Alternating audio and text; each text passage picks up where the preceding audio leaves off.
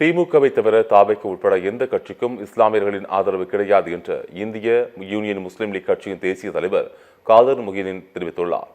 புதுச்சேரியில் நடந்த கட்சி நிர்வாகிகளின் ஆலோசனைக் கூட்டத்திற்கு பின்னர் செய்தியாளர்களை சந்தித்த அவர் இவ்வாறு கூறினார். தமிழ்நாட்டில் எஸ்ஐஆர் பணிகள் மூலம் இடம்பெயர்ந்தவர்களை நீக்குவது குடியுரிமையை நீக்குவதாகும். இதை மறுபரிசீலனை செய்ய வேண்டும் என வலியுறுத்தினார். தமிழ்நாட்டில் திமுக கூட்டணியிலும் புதுச்சேரியில் இந்தியா கூட்டணியிலும் இந்திய யூனியன் முஸ்லீம் லீக் இருப்பதாகவும் காதர் முஹிதீன் கூறினார்.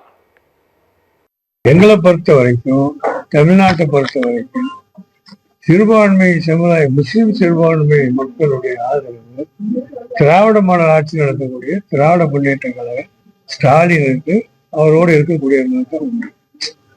மற்ற அங்க நிறைய பேருக்கு வருவாங்க.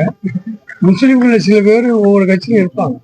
திமுக இல்லையா முஸ்லீம்க, அதாவது காங்கிரஸ்ல இருக்கிறாங்க, கம்யூனிஸ்ட் கட்சியில இருக்கிறாங்க. அதே மாதிரி எல்லா கட்சியிலும் இருப்பாங்க. இல்ல கம்மி இல்லை.